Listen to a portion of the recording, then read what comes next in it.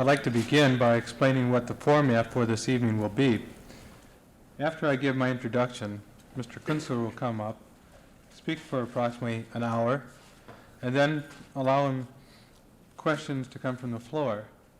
After we have about 15 minutes of questions, we will adjourn from this room and have a reception down in the Pine Room on the ground floor of the Memorial Union, where if you want to pick up a cup of coffee or Coke or something and bring it on in, perfectly fine, and we will continue discussions and dealing with any issues that you had to bring forward at that time.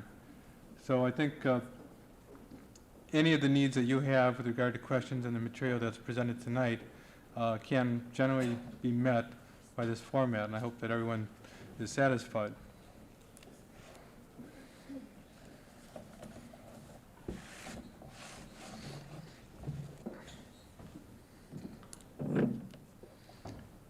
Bill Kunstler's life and the choices he has made present a complex but rich statement, a statement from which a lot can be learned regardless of your values or your political persuasion.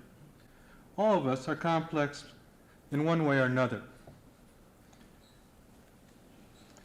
but there's a lot of disagreement on the nature of Bill Kunstler's complexity. Some of his professional colleagues in the legal community contend that Bill Kunstler is a political opportunist, that he makes a circus out of the courtroom, that he is a media monger who sometimes is inefficient and misses meetings or deadlines, sometimes hurting his clients. But there are others who regard Bill Kunstler as a champion of the oppressed, as a friend of the black, the poor, the female, the political pariahs, as a person who believes with great strength in providing equal access to legal resources so that any individual can attempt to obtain justice. I'd like to review a few aspects of Bill Kunstler's life and the choices he has made. From these remarks and his present activities, you can judge for yourself. 9 years ago, Bill Kunstler and Leonard Weinglass represented the Chicago Seven in the Chicago conspiracy trial. The seven hippie yippies, academics, political activists, and a career pacifist were charged by the federal government with conspiring to incite riots. The federal government used what was called the H. Rap Brown statute of the 1968 Civil Rights Act. Bill Kunstler has called this a political trial, one in which the basic issue was freedom of speech. Individuals were brought to trial not for their actions, but for what they may have been thinking. With his guidance, the defendants chose to go beyond the narrow confines of the criminal law and deal with the unconstitutionality of the statutes and the trial procedures themselves. The choice was made so that the defendants could convey their philosophy and try to get to the underlying issues of the case. Now, the name Bill Kunstler at that time laced and punctuated conversations in nearly every American household. During the trial, fewer than 4 days of the 5 months were consumed by political disruption. Yet the conspiracy trial became known for the confrontations between Judge Julius Hoffman, the prosecuting attorneys, and the seven with their defense attorneys. For Bill Kunstler, this was a period of deepening commitment to social change and to massive resistance to illegitimate authority. Let me use Bill Kunstler's words to describe the position he was then taking. If government can't solve all of today's pressing problems, then perhaps it's time for the government to get out of the way and let someone else do it. Well, despite the despair, despite the desperation of those times, Bill Kunstler remained forever an optimist. He believed at that time that there was still a chance for a more just and free society, for real change without violent revolution. In Bill's words, with unity, guts, stamina, exhortation, and constant stimulus to get people moving, we can turn history down a new path. Well, in 1970, commitment and involvement were not new to Bill Kunstler. On June 16, 1961, he witnessed the physical abuse and arrest by authorities of 5 black freedom riders in Jackson, Mississippi. At that moment, he says, he ceased being a legal tradesman and became, quote, a person who was doing what he thought people ought to do with their lives. He chose to become a worker lawyer, a term he borrowed from Daniel Berrigan, who referred to himself as a worker priest. Worker lawyers are persons who use their skill to assist those whom they work with. They are not separated by professionalism, by education, by economic barriers, nor by status. They are not separated from the people with whom they work. From that point, 18 years ago, Bill Kunstler has been a worker lawyer. The decade of the 70s, he predicted, back in 1970, would be a decade of escalation by the left from protest to resistance. But we all thought that the movement would persist and survive, but it hasn't. Bill Kunstler has. He has survived and he is still a worker lawyer. Even though he is not necessarily in the public eye, in the last 2.5 years, Bill Kunstler has made some remarks and he has worked on some cases which I might inform you about so you can be brought up to date. In October of 1976, Bill Kunstler said, voting in the presidential election will be like voting for a frown or a clown. In June 1977, Bill Kunstler argued in favor of voters' rights to be represented by a candidate of their own choice, even if the candidate may have a criminal record. In both 1977 and continuing into 1978, Bill Kunstler defended the rights of a mother, an Indian, who withdrew her 13-year-old daughter from a junior high school because of racist remarks and treatment by the teacher and by the high school, junior high. The mother had been found guilty of child neglect. And in 1978, as defense attorney for Joanne Little, he has argued before Supreme Court Justice Thurgood Marshall to stop extradition from New York to North Carolina. Joanne had escaped from prison where she believed officials were, in her words, conspiring to murder her. Also in 1978, Judge Julius Hoffman entered Bill Kunstler's life again. In this case, it was through FBI documents made available through the Freedom of Information Act. It became clear that Judge Hoffman and the prosecuting attorney, Thomas Foran, conspired to provoke courtroom incidents and then find the Chicago 7 and their defense attorneys in contempt of court. In summary,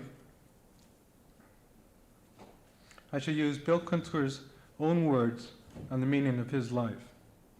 9 years ago he said, "Only by personal involvement can one justify his existence, either to himself or to his fellow man."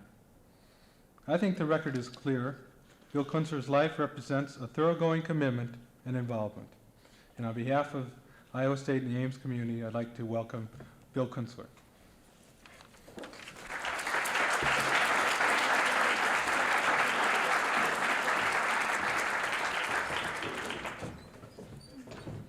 Thank you very much.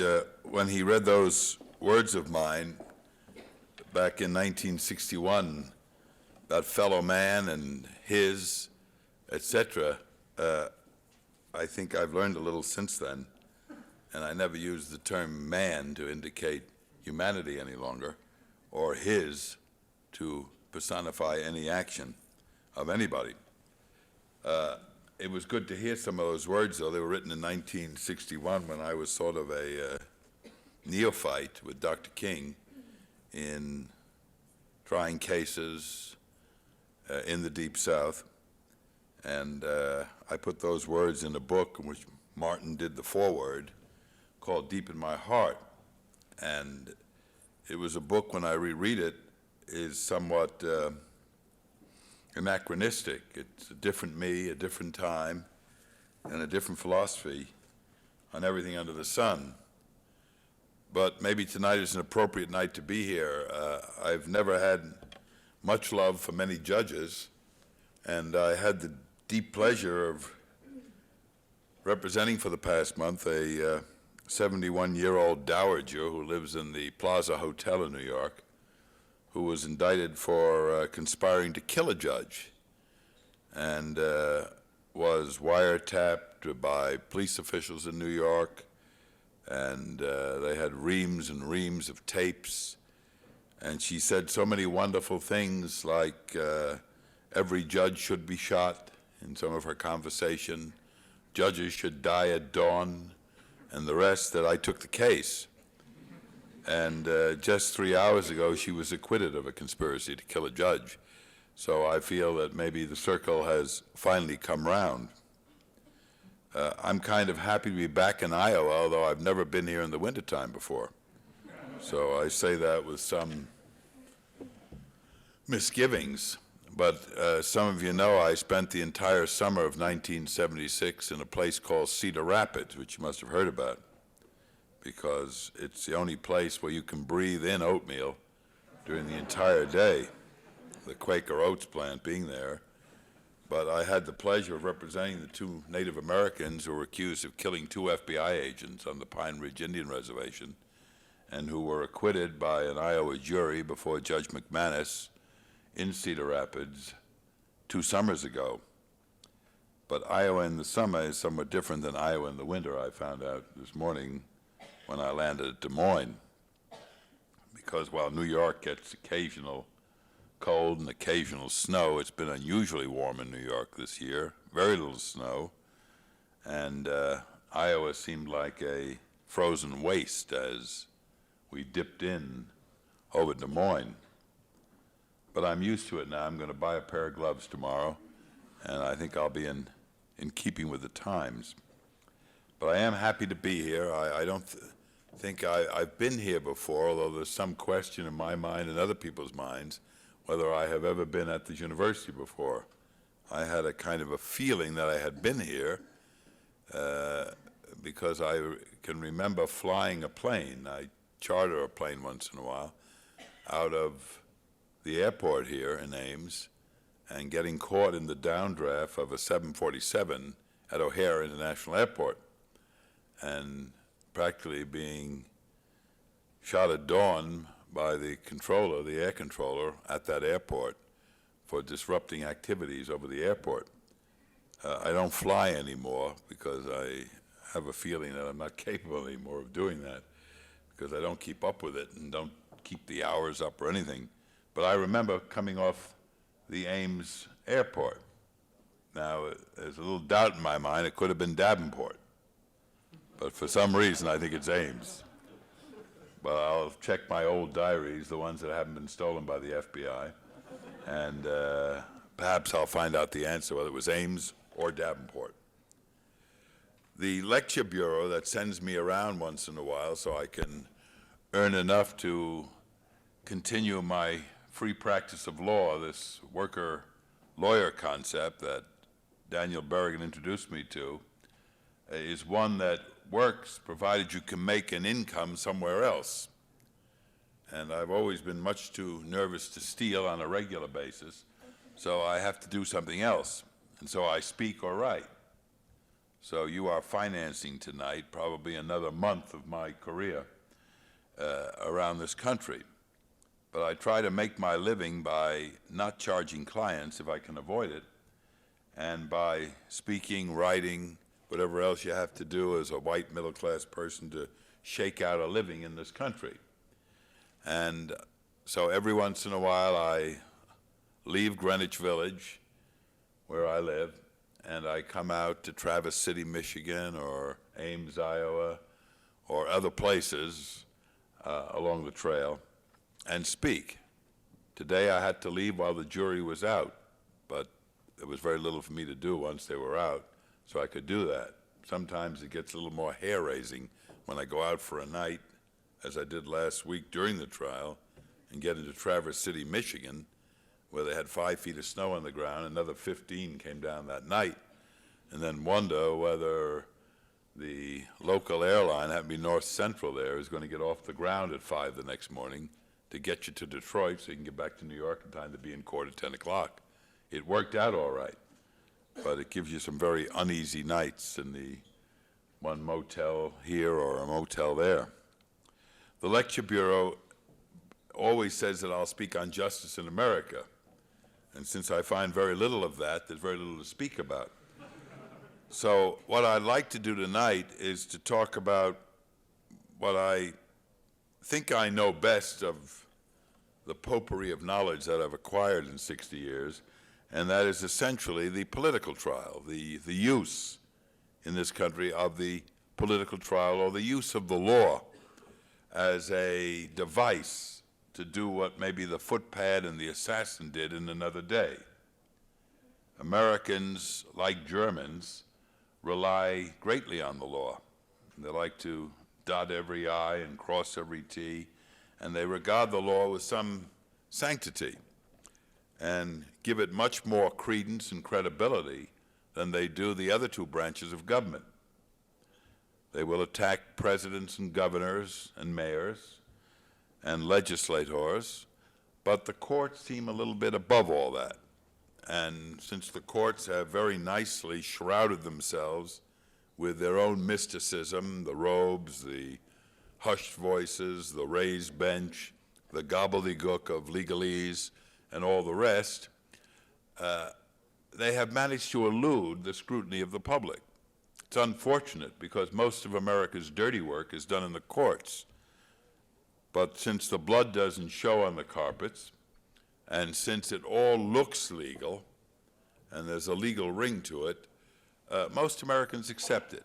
If you've been tried and convicted or tried and acquitted, you must have been guilty or innocent, and the law is vindicated, and there's very little scrutiny into what the law is all about and how it's used and how it's perverted, because it is the most easily pervertible branch of government.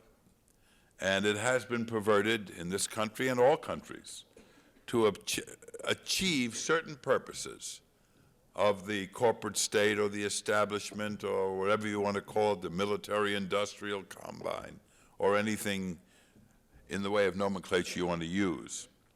And it is so effective because most people believe in it. They cannot really bring themselves to disbelieve the 4th of July speeches about the common law and the Anglo-American tradition of jurisprudence, and the fact that defendants always get lawyers and all their rights are scrupulously observed, and all the rest. This is all hogwash, even in your state of Iowa, where you probably regard yourself as maybe less criminal in a way than people in New York or in these hotbeds of metropolitan urban centers. I just noticed that the United States Supreme Court refused to disturb a court ruling here in which a prosecutor sought to utilize the statement to a psychiatrist of a criminal defendant and to introduce that into evidence against him as a confession, something that seems quite unthinkable. And it must have been pretty bad because even our Supreme Court thought it was bad. And if the Burger Court thinks anything is bad, it has to be really stinko, believe me. And then I noticed that in this great state, the power of the commonweal is being used to prevent a young woman from nursing her baby in between fires in a firehouse. It seems to me a rather ridiculous determination. I'm sure if the baby's papa wanted to feed the baby with a milk bottle in the firehouse, there'd be no eyebrows raised at all. But since the mother wants to nurse the child in the firehouse, all the macho instincts come into play. And I guess the slogan shall be engraved forever on the flag of Iowa: there shall be no tits in the firehouse.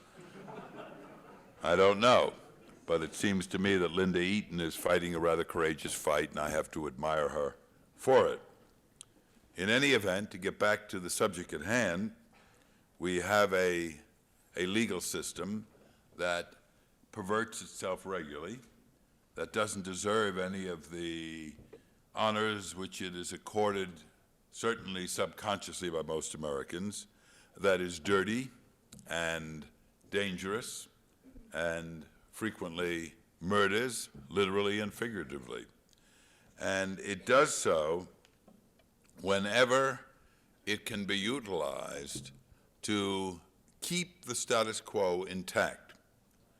And the purpose of any political trial, and a political trial, I guess, is best defined as it was defined here tonight.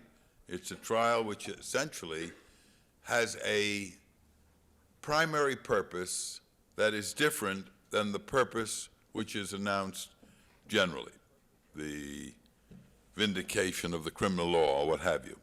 The purpose of any political trial is to achieve an end that the state desires for the benefit of the state, or whatever you want to call it. And all political trials have much the same format. They generally have three purposes.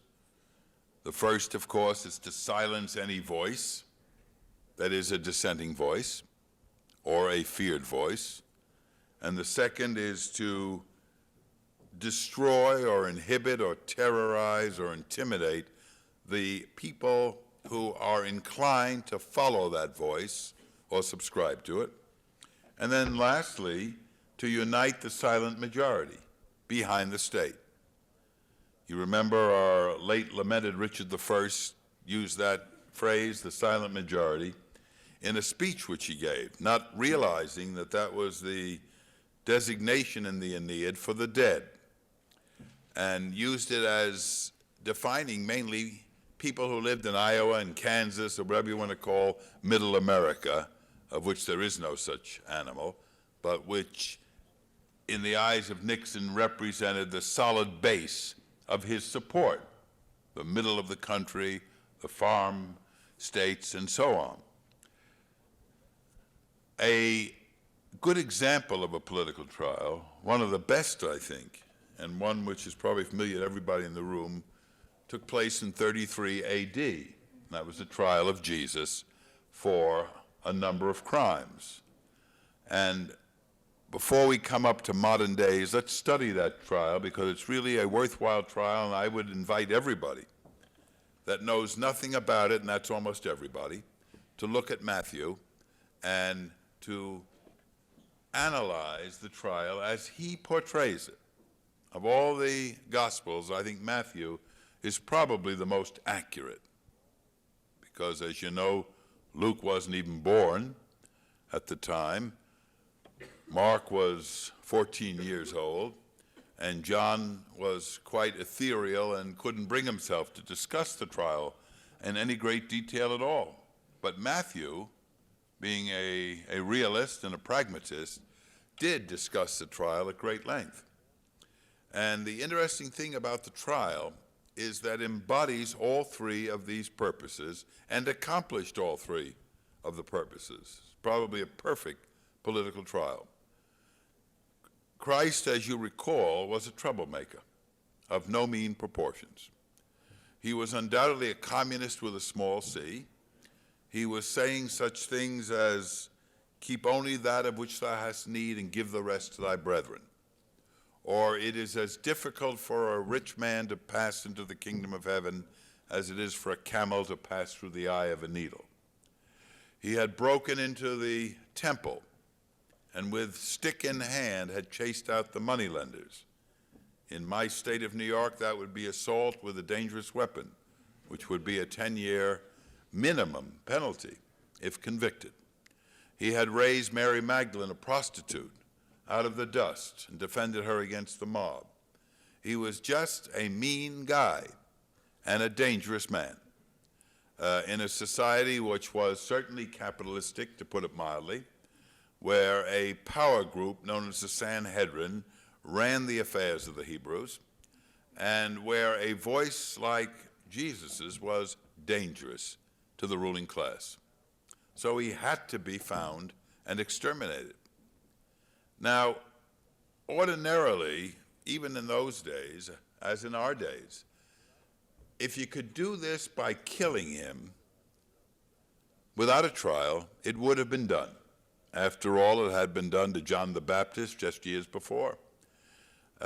We do it here too, as you know. Kent State is just one example. Jackson State is another, and there are scores of others. My Lai 4 and My Lai 5, etc. We kill people if we can get away with it. But in the main, if there's too much publicity and too many followers and too many supporters and too many people know about it, we don't kill via the traditional method. We use the courts. And so with Christ, that's how it came about. They couldn't do with him what Herod had done with John the Baptist, cut off his head and present it to Salome as a gift. Because, one, Christ had many more followers than John the Baptist, who did not have many. And secondly, they couldn't find him and they didn't know what he looked like. So there was a real problem with Jesus. He was a troublemaker, he was dangerous, he was unlocatable. However, then as now, there's always a way to find somebody if you want. And a little money spread around does it.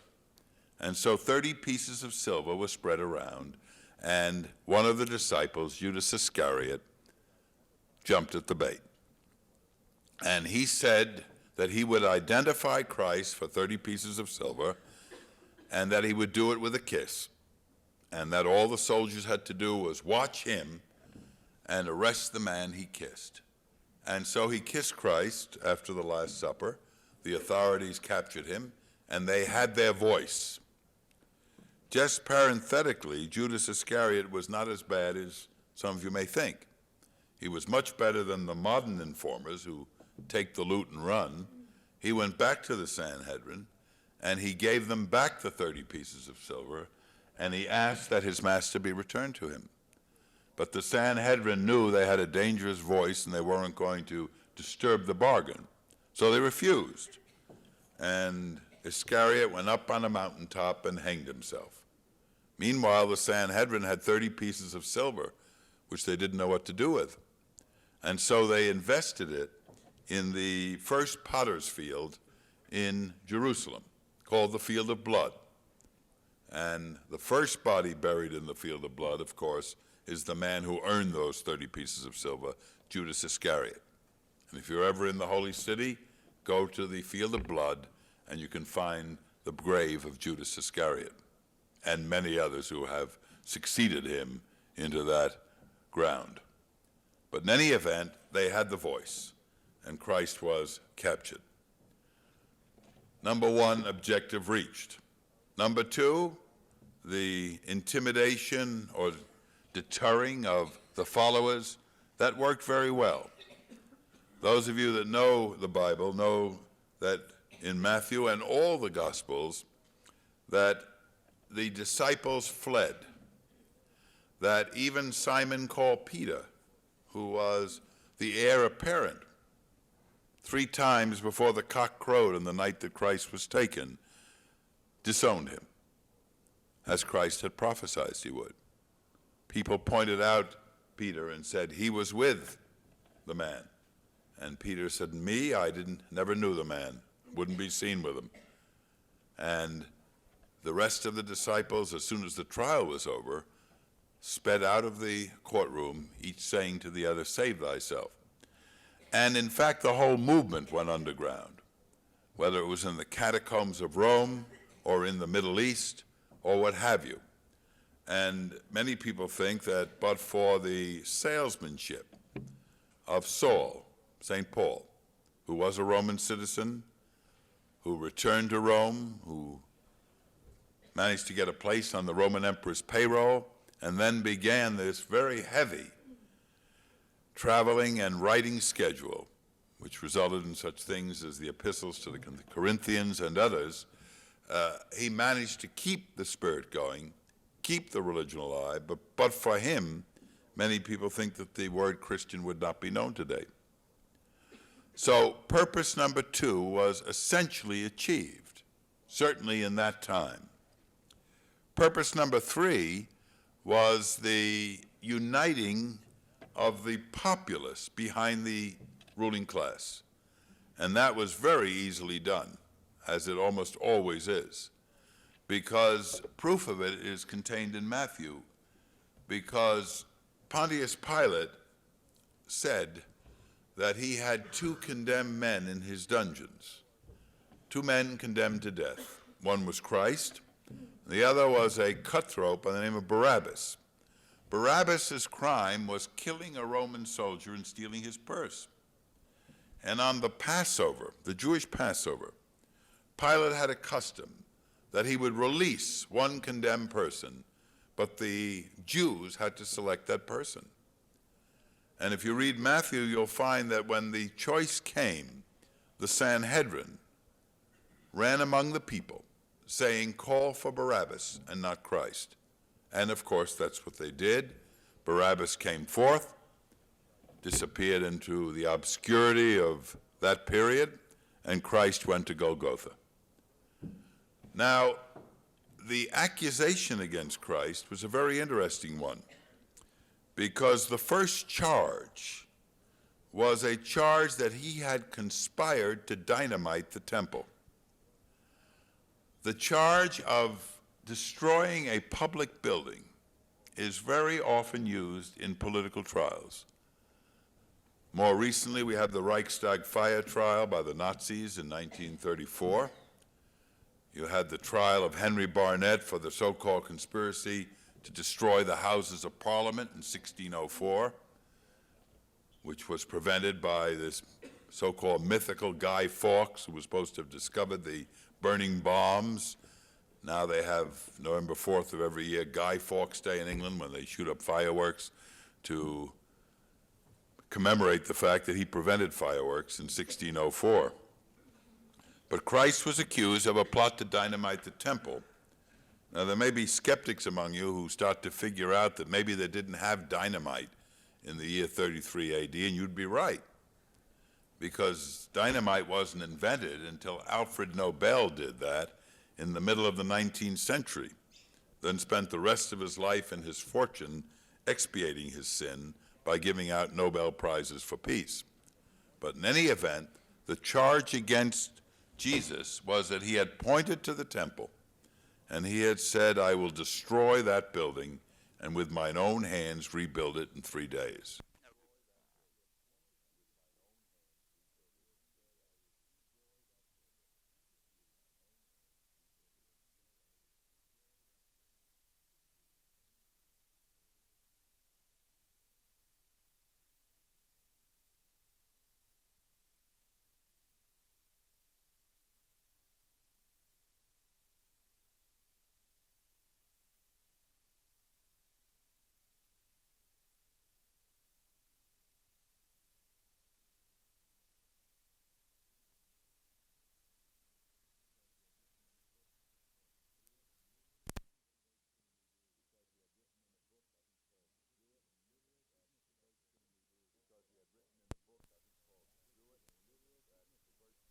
Because he had written in a book, I think called Do It, that the first thing we do is we kill our parents. And that was given literal significance by the authorities, and one of the overt acts charged against him was he had said that. But of course Christ had said the same thing, because Christ had said, "Think not I am come with peace but a sword. I have come to separate mother from daughter and father from son," which was much the same thing as Jerry was saying. Because what it really means, you have to separate the generations and prevent the inhibition of the young by the old, which is what Christ was saying and what Reuben was saying. But that was the charge against Jesus. The problem with the charge is they couldn't prove it. And Matthew talks about false witnesses coming forth and contradicting each other. And it looked as if he would be acquitted. And you cannot lose a political trial. The government cannot lose it without losing some faith. So Caiaphas, who was the head of the Sanhedrin, decided to intervene. And he went up to Christ and he said, "Thou hast said thou art the Son of God." And Christ said, "Thou hast said it." And Caiaphas says, "Aha, we have you." There being no privilege against self-incrimination, that wasn't invented for another 1607 years. They had him. His own words were blasphemy, so they changed the charge to blasphemy. He was convicted, and he was sent for execution, crucifixion being the method in those days. So they had everything. They had inhibited the followers, they had united the silent majority, and they had gotten rid of the voice. It's a perfect political trial. It follows all of the paraphernalia and the ingredients of any political trial, whether it's Socrates, whether it's Angela Davis, whether it's Sacco and Vanzetti, whether it's Eugene Debs, whether it's Aaron Burr, whatever. They all follow the same rote and the same method. So let's put Jesus aside for the moment, because that trial, after all, is 1950-odd years ago and really doesn't affect us too much today in any but the religious sense. Let's take some other trials and see how this process is used contemporaneously, because it's used regularly, not only in this country, but in other countries. But we use it maybe more than most, because we're a very, very, very litigious country. As de Tocqueville said, almost every controversy ends up in America in the courts. So what I decided to do was to take some trials, a couple of which I participated in, some I did not, but take some trials around a certain issue and make them very modern trials and try to show how the Christ trial is no different in essence than these. And so I took the anti-war movement as kind of a base for this, because it's relatively near, and most of the trials are well known, and they fit the analysis very well. I could have taken the Black Panthers, I could have taken the Communist Party, I could have taken the labor movement, the American Indian movement, the communists, the Wobblies, the abolitionists. You can go back in every period. There's always a hated class and always political trials to suppress and vanquish them if possible. But the anti-war movement is close and I think fits the analysis very well. The anti-war movement in this country began in about 1965. Some of you may recall, those that have lived a little longer than others, that in 1954, after the Battle of Dien Bien Phu in Vietnam, in which Ho Chi Minh had conquered the French and thrown them out of the country, the nations of the world met at Geneva. And since Vietnam had two separate parts, North and South, and since one was a communist state and one was a non-communist state, the question arose how to prevent civil war from breaking out. Because Ho Chi Minh was fresh from his conquest of the French, and it looked as if there would be resistance in the South to a takeover, and the idea came about to have an international conference on how to avoid civil war. Out of that conference came an agreement that there would be elections in all of Vietnam in 1956. The United States was present at the conference but did not become a signatory to what was later called the Geneva Accord. Instead, the United States plotted to destroy the accord. And in 1956, the early part of the year, the President of the United States, being a pleasant Daddy Warbucks type individual by the name of Dwight David Eisenhower, sent a colonel, a Green Beret colonel, Edwin Lansdale, to Vietnam with a team of covert operatives, people in the Army who work in civilian clothes, work underground, and they were given orders to poison the Hanoi water supply. And they did, very effectively. 23 babies died and one grandmother. But the important point about it was that they would leave behind indicia showing that it was South Vietnamese troops who had sneaked up and done the dirty work. And North Vietnam believed that it was South Vietnamese troops. The ruse worked. And when it worked, the lives of over 1 million people were doomed, including 55,000 Americans, because that brought on the very civil war that it was hoped would result from it. And the United States began to support South Vietnam, and other nations began to support North Vietnam, communist states. In 1963, John Kennedy, then being President of the United States, broke another accord. There was an agreement after Civil War broke out that no nation would have more than 864 observers in Vietnam, and that they would all be non-combatant observers. Mr. Kennedy, without telling the American people, sent in the first 18,000 combat troops into Vietnam, using those flying boxcars, those C-134s, to do so. And so inaugurated what became known as Mr. Johnson's War, but was in reality probably Dwight David Eisenhower's war and John Kennedy's war.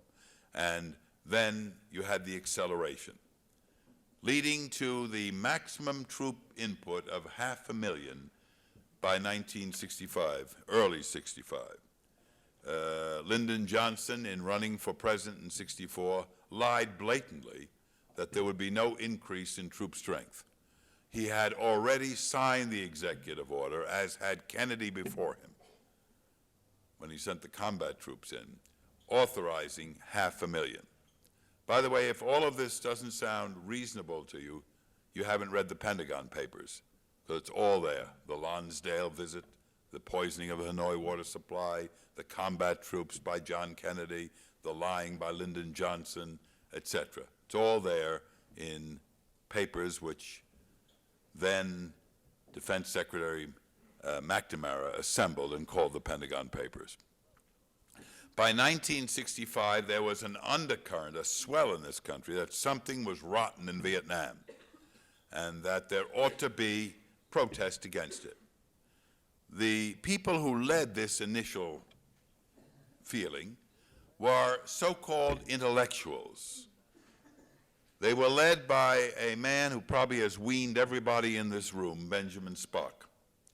And Spock and William Sloane Coffin, who was then the chaplain of Yale University, and some Jewish intellectuals from Boston and Washington were charged with a conspiracy to subvert the youth of America, very similar to Socrates, who was charged with the same conspiracy, except it was the youth of Athens.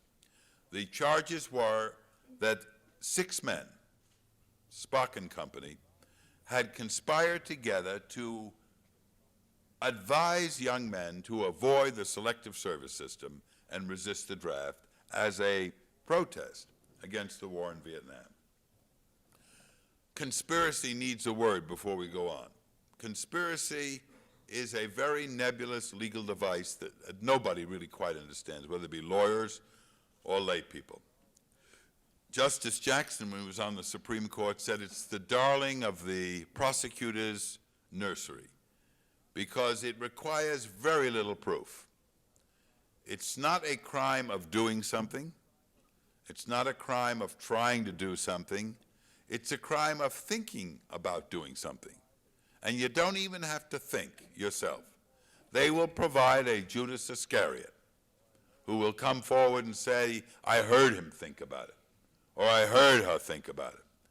And the joy of it is you can place the trial in any place you wish, because all you need is to create what they call an overt act, a telephone call, mailing a letter, etc. And you can place the trial in any place in which the government alleges an overt act took place. So with Spock and company, they placed it in Boston. They thought that what better place to try Jews and Protestants than in Irish Catholic Boston. And that's where they placed it. You will notice later on that they didn't place the Berrigan trial there because they were Irish Catholics, and that's not the proper place to do it. You want to put them where there are no Catholics, and that's exactly where they were tried. But in any event, not to get ahead of the story, they tried them in Boston. 5 were convicted. The Judas Iscariots were all FBI agents. not very deeply hidden people. I can remember Ben Spock calling me one night saying, there are two FBI agents here, Bill. He said, they want to talk to me. And I said, Ben, do not speak to them. Don't let them in your house. Don't give them chair room. Send them away. Give them the name of Leonard Boudin, your lawyer. Don't do it. He said, I can't do that. I'm an American citizen. These are representatives of the government. They'll think I'm guilty if I don't talk to them. And all the other liberal, wishy-washy thinking about the FBI. And he let these criminals into his house. And they were the chief witnesses against him. Every word he said to these minions of the law, these protectors of our rights and liberties, was given right back to J. Edgar Hoover, became part of reports, and used for the indictment. In any event, 5 were convicted, 1 was acquitted. The 5 convictions were eventually reversed for gross judicial error, and the government never tried them again. Not that they didn't want to, but in the interim that this trial took place, there were new forces on the horizon which were much more powerful than the intellectual Protestants and Jews, because the movement had gone, in essence, in another direction. It was now into the streets, and they chose 8 more defendants. And this time they weren't the Spocks and the Coffins. This time they were Black Panthers, Bobby Seale, Abby Hoffman, Jerry Rubin, representing the Yippies or the Youth International Party. There was Tom Hayden and Rennie Davis representing the New Left, SDS, and so on. There was a professor, John Freund, from the University of Oregon, and there was a graduate sociology student from Northwestern University by the name of Lee Weiner. They represented the new forces who were in the streets now. And they were tried in Chicago. The ostensible crime was crossing state lines to disrupt the Democratic National Convention in 1968. The real crime, of course, was the same as Ben Spock, was advocacy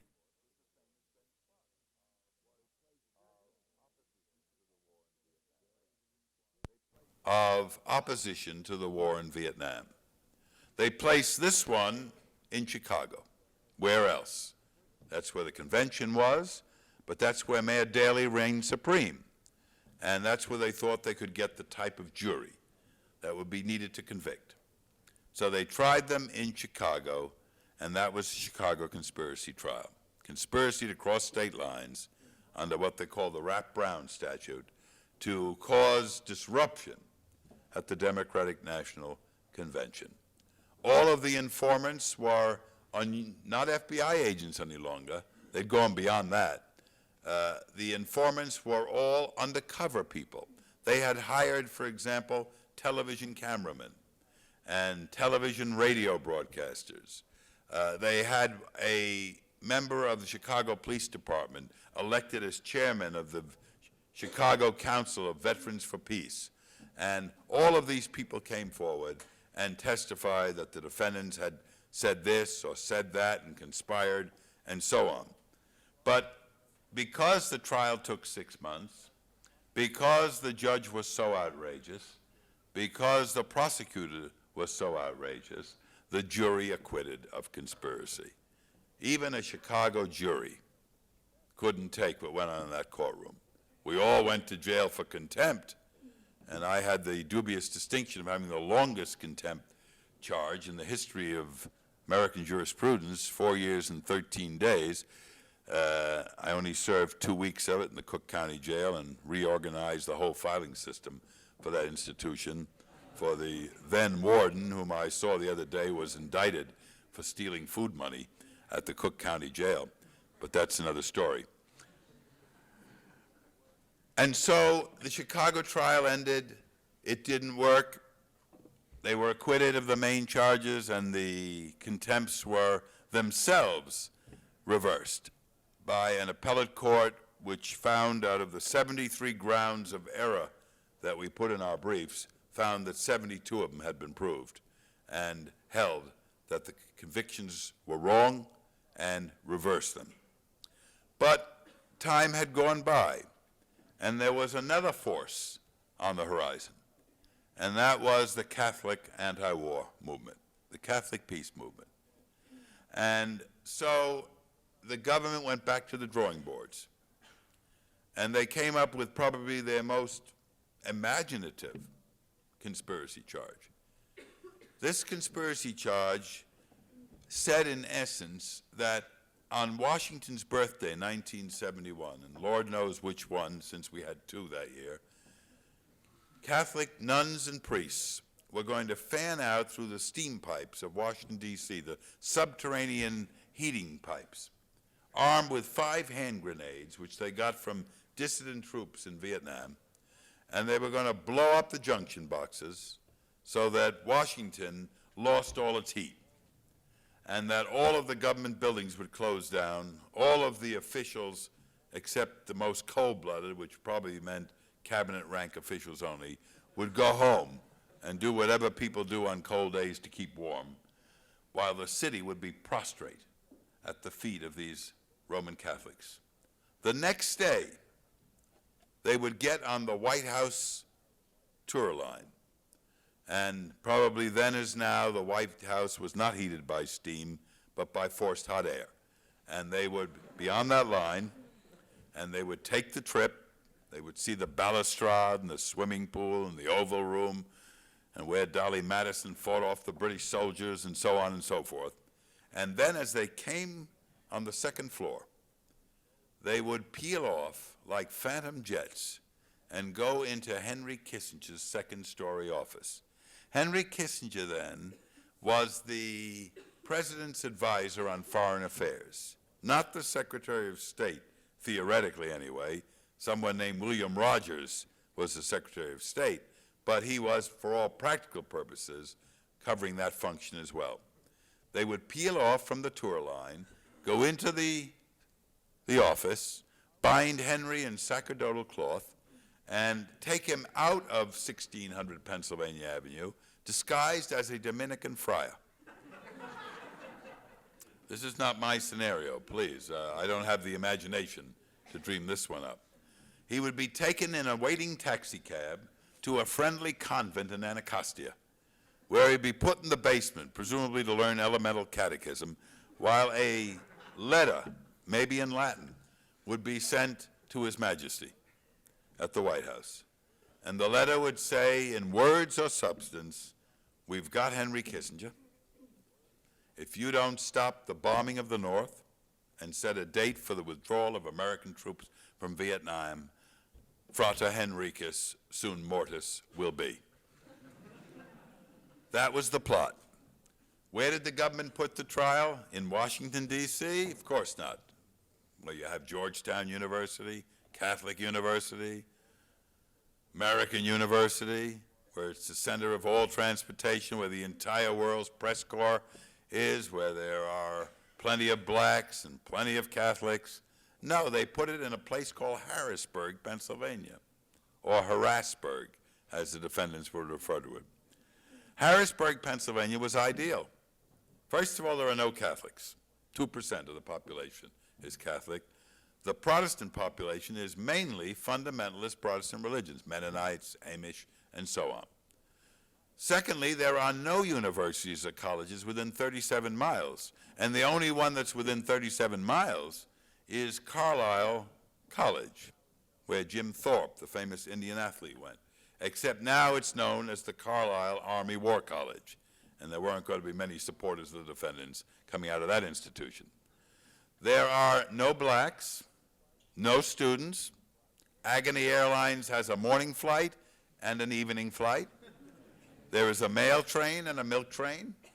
But best of all, 80% of the area's income comes from the Bethlehem Steel Plant at Steelton, just a few miles down the Susquehanna from Harrisburg, where all of the tank treads for the Army and the Marine Corps were being manufactured. It's solid Republican territory. It's the capital of Pennsylvania. It's relatively rural. It's a great place to try priests and nuns somewhat tarnished. And that's where they put it. How did they get it into Harrisburg? A letter was alleged to have been mailed by Sister Elizabeth McAllister from a post office in Lewisburg, Pennsylvania. Lewisburg being within the Middle District of Pennsylvania, where Harrisburg is situated. And so they put it there, thinking it would be isolated from everybody. They wouldn't put this one in Boston, even though there were plenty of contacts with Boston. They wouldn't put it in Washington or New York or any of the other places where the conspiracy allegedly had touched. Harrisburg. You'll notice there were 8 defendants at Harrisburg. There were 8 defendants in Chicago. And you'll find there were 8 defendants in the next case. And I asked Ramsey Clark, who was co-counsel in the Harrisburg case, why it was generally 8 defendants in these conspiracy cases. After all, he'd been the Attorney General. He must know something about what goes on in the government. And he said, well, that's the most defendants you can get around a typical government table. And I guess that's true. In Boston, there are small tables. So they had 6. But 8 in Chicago, 8 in Harrisburg, and you'll find 8 in Gainesville when we get to the Gainesville 8. But in any event, the trial took place in Harrisburg, all during the late winter and spring of '72. And the witness this time was a man by the name of Boyd Douglas. They didn't use FBI agents, and they didn't use cameramen, and they didn't use undercover cops in the peace movement. They found themselves a wonderful Judas Iscariot. Boyd Douglas. Boyd was in Lewisburg Federal Penitentiary, where he was doing his 3rd stint for the crime of impersonating an Army officer for fun and profit. What Boyd would do would be, he had a mimeograph machine. You know, if you have a mimeograph machine or a Xerox, you can practically conquer the world. He had a mimeograph machine, and he would run off orders on it, which he created himself. Proceed to the quartermaster depot at a certain city, pick up 4,000 watches, 4,000 blankets, pup tents, whatever, chronometers and all the rest. And then he would load them in the back of a khaki-colored pickup truck and go to the next town and fence them out. He wasn't very good at it. He was doing his 3rd term for this occupation when J. Edgar Hoover, I'm sure you remember J. Edgar, the guardian of all our rights and liberties, who was probably as big a crook as we've ever produced in the history of this country, a murderer, an incitement to murderer, the man who tried to despoil the reputation of Martin Luther King, who tried to get him to commit suicide, who committed every crime that you can possibly think of, and yet they named the building in Washington after him now, the J. Edgar Hoover building. He was never quite like Ephraim Zimbalist, believe me. There were hidden areas to this man, which I don't think have all come out at this writing, but I'm sure will as time goes by, and as long as we have the Freedom of Information Act. But J. Edgar summoned under his august presence Boyd Douglas. And he said, Boyd, and he outlined the great conspiracy plot. You heard Philip Berrigan say that, didn't you, when he was in Lewisburg prison? And Boyd said, in words of substance, what's it to you? Well, what will it take for you to say that in a courtroom? Well, I want $15,000. I want to live off campus. And I want a 4-year scholarship to Bucknell University. Mr. Hoover got him down to $8,500, but got him the 4-year scholarship. And he was able to live in an apartment in Lewisburg and no longer in that foreboding federal penal institution, maximum security institution in Lewisburg. He got on the stand in Harrisburg and he told the story, which I've told you, about the blowing up of the steam pipes, the going on the visitors line at the White House, all of the scenario. And as he told it, he said that he had heard of all of this from Philip Berrigan in Lewisburg Penitentiary. Now, Philip Berrigan had been at Lewisburg Penitentiary. I represented Philip at Catonsville, and he was convicted of burning draft records. He was also convicted of pouring blood over draft records at the Customs House in Baltimore. And he had some 6 years to do. And the thing we noticed most intently, however, was that on the day that Philip Berrigan was supposed to have relayed this vital information to Boyd Douglas, Philip was in the Danbury Federal Correctional Institution, some 300 miles to the north. And we couldn't see how a jury could believe that his voice would carry 300 miles. 2 jurors did. 2 jurors voted to convict. 10 voted to acquit, and it was a mistrial. And of course, the government wouldn't dare to bring the charges again. So they were out. But again, time had passed. They had tied down the Catholic left, just as they tied down the Chicago 8, just as they tied down Ben Spock and Company.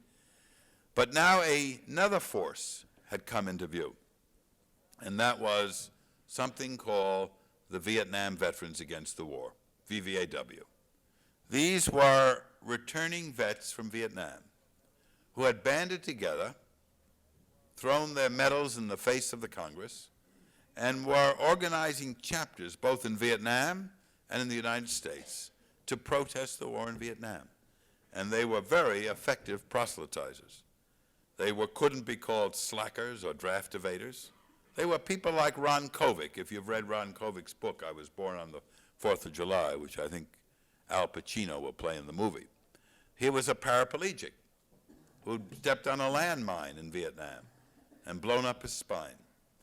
There were many like this who had come back, wounded, Purple Hearts, one with a Congressional Medal of Honor, many with Silver Stars, Bronze Stars, and all the rest. And they were having a marked effect. And therefore, they had to be stopped. And so another conspiracy trial. This one exactly the same as Chicago. A conspiracy to disrupt the Republican National Convention in '72, which took place in Miami. And the indictment there read that they had conspired to come into the convention and with slingshots, crossbows, cherry bombs, and something called wrist rocket launchers, they were going to disrupt the Republican convention. Where was the trial placed? Again, a conspiracy trial, again 8. Not in Miami, where all the dirty work was supposed to have been done, but they placed it in Gainesville, Florida.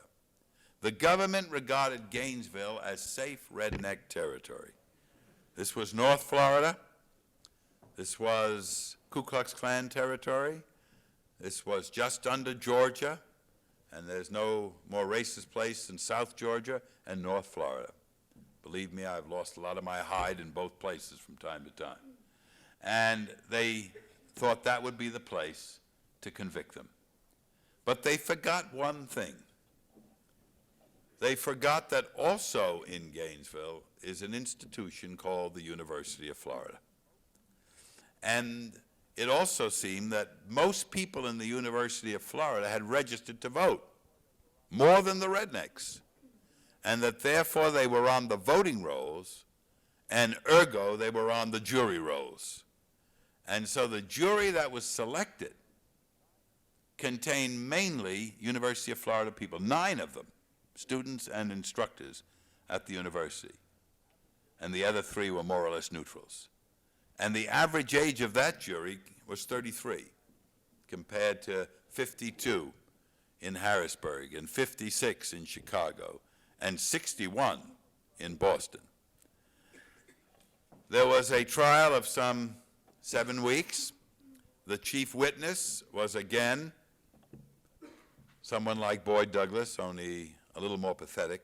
It was a man named William Leamer, who was a returned vet from Vietnam and a member of VVAW, but a man who had enormous psychiatric difficulties. He'd been Section 8'd out of the Army for mental problems, and then joined VVAW. And they somehow persuaded him to take the stand and testify as to this alleged conspiracy. He broke down on the stand. He admitted he had lied. He couldn't make sense. He was really a pathetic mental basket case. And the jury retired and was back in 68 minutes, of which 60 had been spent eating the last free meal that they would get on the U.S. government. It took 8 minutes to distribute the paper for the ballots and to receive them back and count the not guilties 12 times. And they were acquitted of the charges. There was your VVAW threat. I've eliminated a lot of others that many of you may know, because I'm taking the most prominent or ones I know the most about. The last trial, the 5th trial, was probably the most despicable of all, because in a sense it was somewhat different than the other 4 and doesn't quite fit the voice.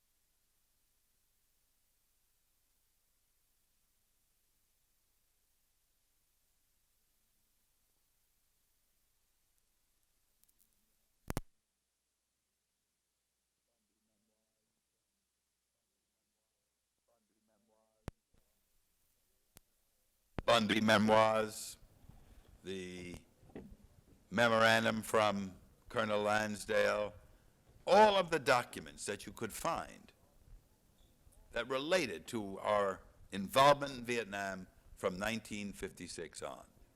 And they were known as the McNamara File, or more popularly, the Pentagon Papers.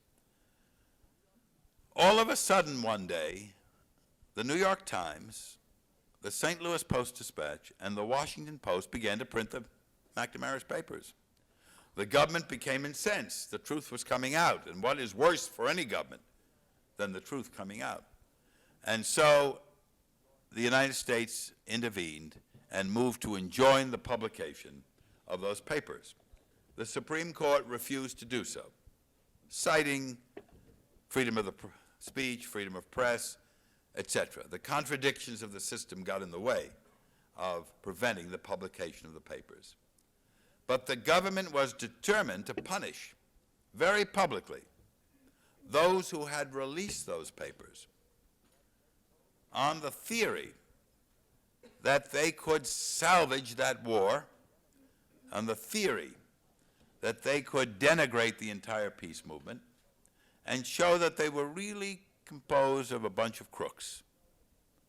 And so they indicted 2 men, Daniel Ellsberg, a former captain and a hawk about the war originally in the Marine Corps, and Anthony Russo. Anthony Russo's role in this was somewhat interesting. Ellsberg got the papers, and while some of us know how that was accomplished, suffice it to say that he got them. Tony Russo, like Boyd Douglas, had access to a reproducing machine. Tony worked for the RAND Corporation, a think tank in Santa Monica, California. And Tony had a magnificent Xerox and the key to the room in which it was kept. So they Xeroxed 5 copies of the papers before they put them back. 3 copies went to the papers I've discussed, 1 went to Russo, and 1 went to Ellsberg. The government brought a conspiracy charge against both men, saying that they had conspired to violate the classification laws of the United States, those laws that relate to top secret, confidential, and all the rest. The trial was set in the Central District of California, in Los Angeles. They had very little choice there because everything had happened in that district. The mailing out to the papers, the mimeographing or Xeroxing of the papers, and all the rest. The case was brought before a federal judge by the name of William Matthew Byrne. He was the son of another federal judge, and he was a young man, 42. As the trial progressed, it became obvious that the government was sinking to new lows, because, among other things, it came out before Judge Byrne that the plumbers, you remember the plumbers, they aren't the people who fix your pipes, but the very esoteric group that was authorized to break in and commit burglaries and all the rest, they had stolen Ellsberg's psychiatric profile from his psychiatrist in Los Angeles, Dr. Fielding. It was also discovered during the trial that the lawyers had been wiretapped by the government while they were planning the defense of the charges. It was also discovered that evidence had been destroyed by the government, that witnesses had been intimidated, and that false documents had been given to the defense of the documents they were required to get. If that wasn't enough, something else happened, which is probably the lowest we've ever sunk that I know about. A bribe was offered to the judge. The judge was called to San Clemente, this place we purchased for one of our presidents. And there he was offered the job, after the trial, of course, of the directorship of the Federal Bureau of Investigation. At that time, the occupant of that office was a man whose name you may recall, L. Patrick Gray, now a criminal defendant. But L. Patrick Gray was then the acting director of the FBI. His confirmation was pending in the Senate. While it was pending, it was discovered he had burned John Dean's file of the Watergate documents. And there were some senators who felt that it wasn't good to have as an FBI director a man who burnt evidence in a criminal trial. That there was something inimical to that situation. And so it looked likely that he would not be confirmed even by our Senate, which is used to a great deal of the off-color type of situation. But this would be too much for them, the president knew. And so he decided to bribe Byrne with it. Byrne said, and this was on a Saturday afternoon, he said, "I'd like a week to think about it." His caution flags had gone up. He knew it was a bribe. Imagine if Ellsberg's father-in-law, who owned I think he owns the Marx toy company, rather wealthy toy company, had gone to the judge during the trial and said, "Listen, Judge, when the case is over, I'm offering you the job of president of the Marx toy company. Get $100,000 a year, etc."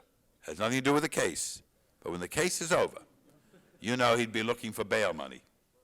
Well, that's what the President of the United States tried to do with Byrne. The following Saturday, Anthony Russo, whose apartment during the trial backed onto MacArthur Park in Los Angeles. And those of you that have been in MacArthur Park know that it's a place for freaks in the main. He was shaving with a straight razor, which Tony still uses, at his bathroom window, which looks out on MacArthur Park, when his hand quivered and he almost cut his carotid artery with the blade. Because they're sitting in the marijuana fumes in MacArthur Park, in between the guitar players, etc., was Judge Byrne. And next to him was a man who now has become known as the best friend the Indians ever had, then the president's advisor on domestic affairs, most recently a bridegroom in a Baskin-Robbins ice cream parlor in New York, John Ehrlichman. You remember him? John Ehrlichman was there. What could they be talking about? Remember, Ehrlichman represents the executive branch, which is the prosecutor in any federal case. The Attorney General prosecutes, member of the cabinet. The judge represents the judicial branch. How could they be talking together? What could they be talking about? The next Monday, the lawyer stood up in court and said, "Judge Byrne, we'd like an explanation of your conduct.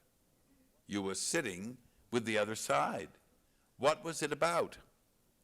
Judge Byrne turned white, left the bench. A half an hour later, he came back with a piece of paper.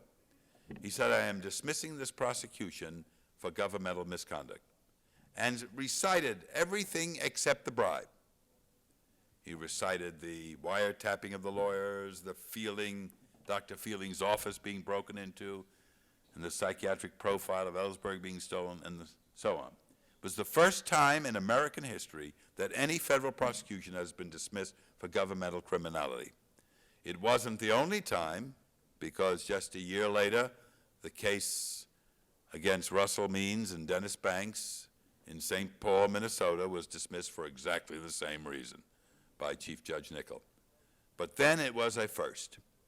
And so the Ellsberg-Russo trial came to an end. So here you have these 5 trials, all relating in one way or another to the protest against the war in Vietnam, all relating to different people involved in different ways in that protest.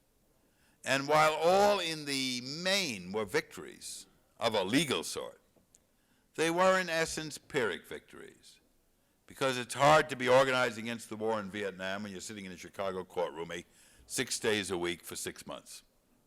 It's hard to do anything but organize for the trial. It's hard for nuns and priests to be on the street when they have to be in Harrisburg, Pennsylvania, or for veterans, and this was the leadership of the veterans movement. These were all the voices, remember. You have Spock and Coffin. You have the Chicago defendants. You have the Berrigans and company in Harrisburg. The leadership of VVAW in Gainesville, and Russo and Ellsberg, who, while not leadership in the peace movement, were certainly strong voices in the peace movement. So you had all of these voices attacked, put in jeopardy, lashed down in courtrooms at the very time they should have been on the streets of this country. But I have to admit, they were legal victories, because no one went to jail, everyone came forth, and the cases on the legal side were wins. But the essential fact of the matter is that the courtroom was being used in every one of those instances, and scores more, to accomplish a political rather than a legal purpose. You can see the same thing with the American Indian movement. I haven't pinpointed that movement, but you people living in this area where some of these trials took place, at least one of them, the trial of Leonard Crow Dog, took place in Cedar Rapids, but who know that these trials were scattered all throughout the 8th Circuit, of which Iowa is a part, know that the American Indian movement voices were also pinned down right after Wounded Knee in much the same type of situation. Those who remember the American labor movements and its beginnings know that Samuel Gompers and Eugene Debs and others were likewise pinned down. Charges then were criminal syndicalism. Yet the real purpose, of course, was to destroy a new movement. And then if you go further back, you can pick up case after case, whether it's Tom Mooney in California or Sacco and Vanzetti in Dedham, Massachusetts, or scores of others on every area of the country, in every era of the country's existence. You can substitute for Russo and Berrigan and Hoffman, you can substitute Angela Davis, Rap Brown, Bobby Seale, Huey Newton, and scores of others, white and black, Chicano, Puerto Rican, American Radical, Communist Party, and so on, in which courtrooms were used to do the dirty work of the system. Some of you may recall the Haymarket trial in Chicago, where the anarchist movement was treated the same way, or the Smith Act sedition cases, where the Communist Party was the intended target, etc. And that is an American tradition, to take these courtrooms and turn them into political vehicles and utilize them to give a legal stamp of extermination to a burgeoning movement. The Germans understood this very well. There wasn't a Jew that went to a concentration camp but that there wasn't a Nazi court decree. I went to Dachau, and some of you may have gone there and know that the administration building is still existent, where you can trace the records and the convictions of every Abraham and Sarah, as Jews were named, or Jacob and Sarah, whatever their real names happen to be, and find these decrees, very formal decrees with ribbons and seals and all the rest. And this penchant for legality is a penchant, I think, that all organized societies have. That if it has the seals and the ribbons and it has a court decree, it must be legitimate. And therefore, we can't really protest it. We could raise hell if they murdered people in the streets, and have. But if it's done judicially, unless you can break it out in some way, like the Wilmington 10 in North Carolina, if it's done judicially, the public is prone to accept it. And yet it is a commonplace perversion that occurs in this country regularly. I hesitate to say day in and day out, but I'm probably not far off if I made that statement. All you have to do is follow the cases. Or better still, read the Church report, Frank Church's report of Idaho for the Committee on Governmental Operations to investigate the intelligence activities of the FBI and others, who pinpointed the use by the Bureau of courts to destroy.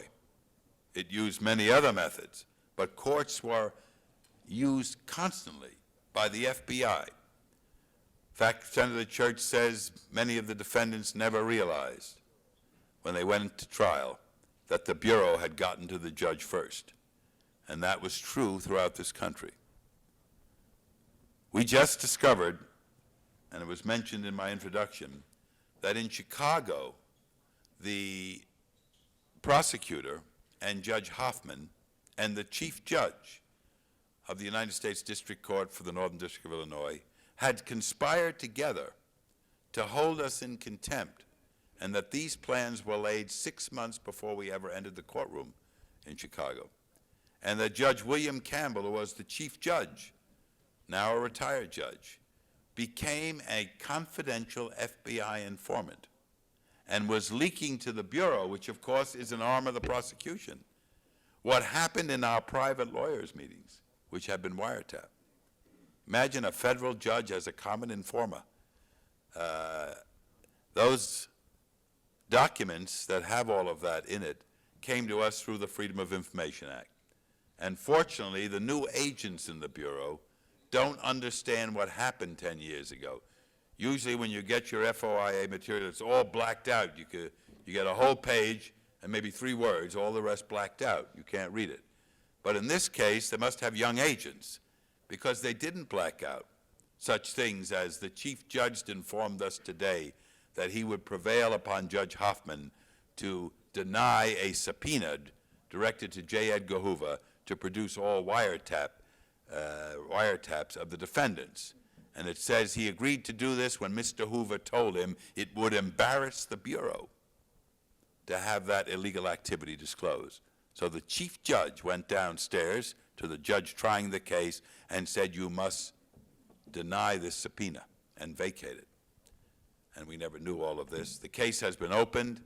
There'll be briefs filed on the 26th of January, and we're seeking to have Judge Hoffman, the U.S. attorneys, and Judge Campbell, and any people still alive in the Bureau, if we can, held in contempt of court. And we'll see whether we can put the shoe on the other foot. But in any event, I think I've said enough about the court structure to kind of give you an idea that Jesus is tried over and over and over again, and that there really is no difference between 33 AD and 1979 AD. That human beings being what they are, organized society being what it is, you have this constant resort to something the public accepts as a virtual, sacrosanct part of the total governmental process. We were all so shocked that Nixon would hide Watergate. That was a minor peccadillo. Who the hell cares if they wiretap the Democrats or the Democrats wiretap the Republicans? What in the long scheme of history would be any different? The FBI wiretaps illegally all day long. So what's the difference if a poor fools try to wiretap the Democratic headquarters in Watergate? What difference would that make in the great scheme of things?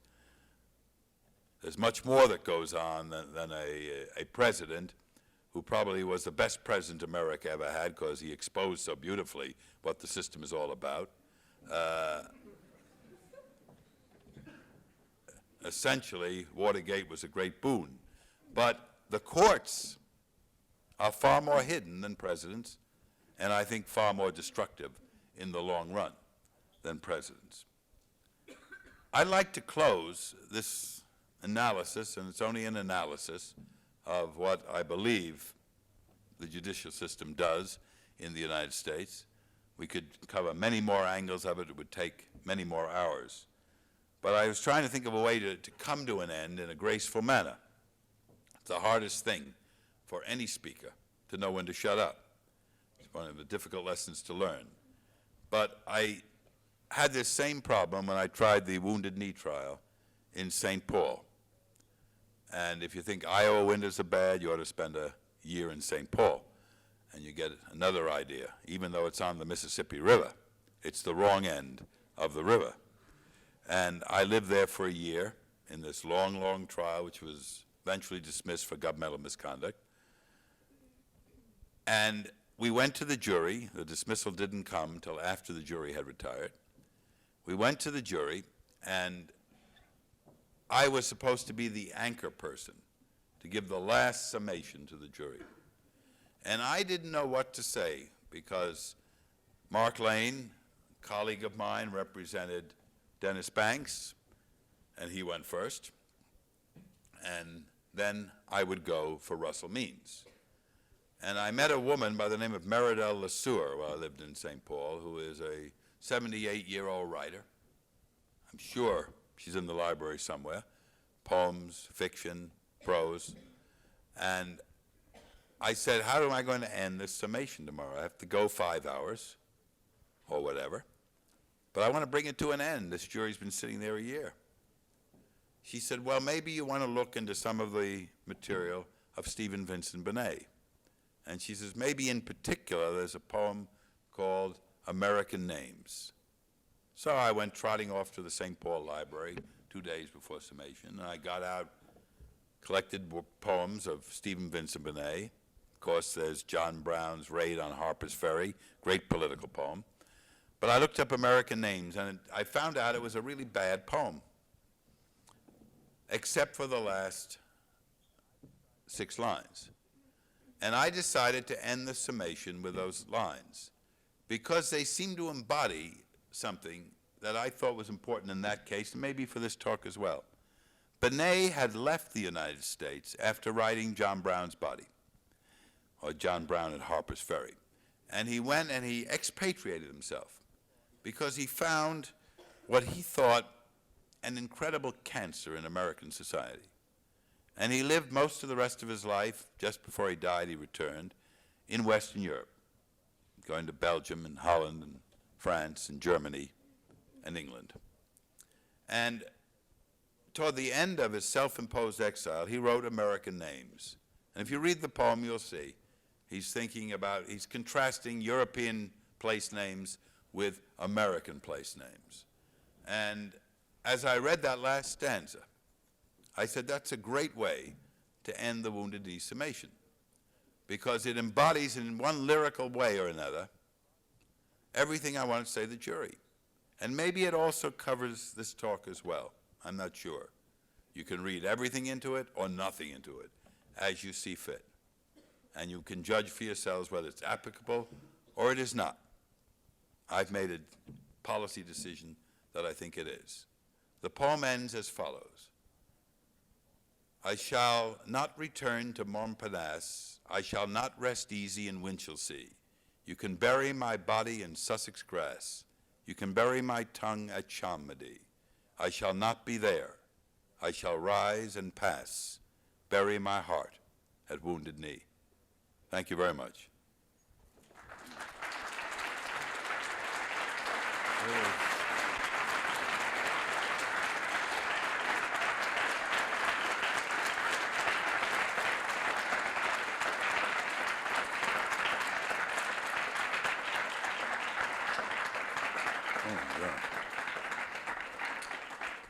Thank you, but I've been talking at you for a long time, longer than I thought I should.